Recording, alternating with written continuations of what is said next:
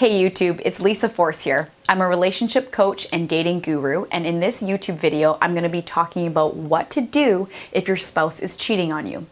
This is one of the most emotionally challenging ordeals that you can face in your entire life.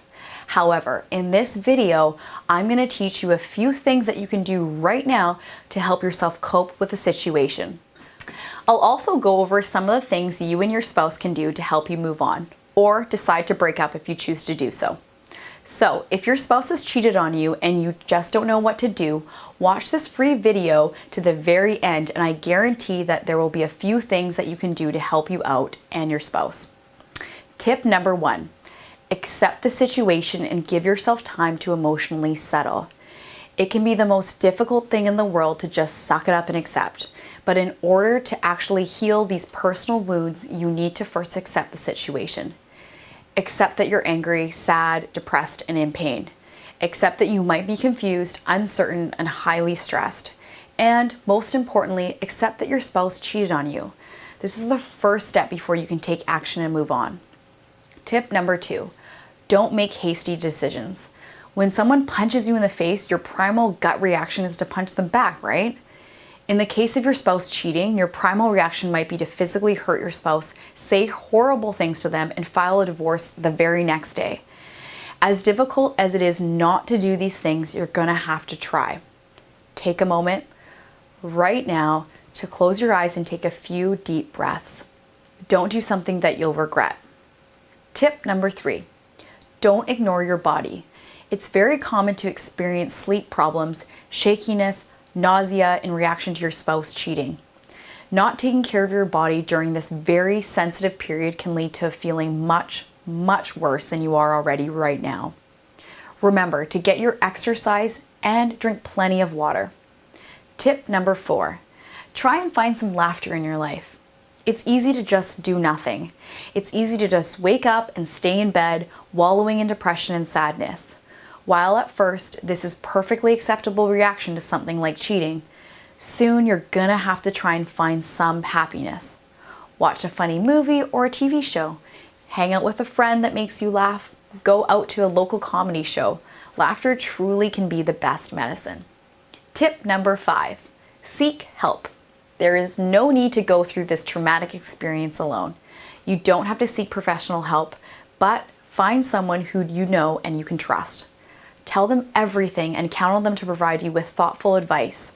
Remember, people do care about you. However, if you feel like you do need expert marriage advice, then I encourage you to watch this free video presentation by this relationship expert. To watch it, click on the annotation here and simply go to www.lisaforce.com/divorce. That's www.lisaforce.com/divorce. In that video, you'll discover a complete step-by-step process for fighting infidelity permanently and salvaging your marriage. Tip number 6, don't be afraid to vent your negative energy. Try and find an activity that you can do to help get your mind off these things. A lot of my clients find it helpful to start a journal and write things down about how they feel about their spouse's unfaithfulness. But you don't have to write. You can paint, you can work, you can read, put all that negative energy into something positive. And while I can't guarantee that you'll be happy, you'll definitely find some sort of solace in it.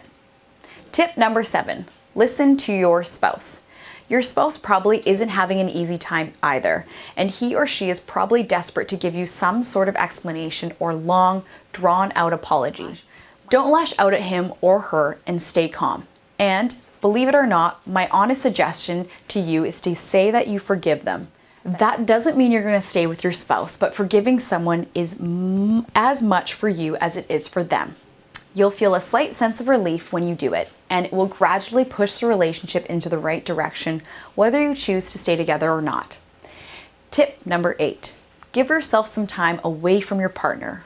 Right now, it probably hurts to even look at your spouse because the infidelity is all that you can think about. This simply won't help you recover from this ordeal. If it's possible, allow yourself some time to stay at your parents' place for a few nights, or even a close friend's. By doing so, you do 2 things. 1, it gives you time to clear your head, and 2, it allows your spouse to see how much is at stake. Tip number 9, don't get children involved. If you do have children with your spouse, your children need to know that you are going to be okay through all this.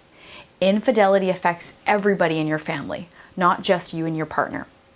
Be honest with your children and let them know you're going through some personal trauma. Tip number 10, ask yourself if you still love your spouse. After some time alone, ask yourself if you still love your spouse.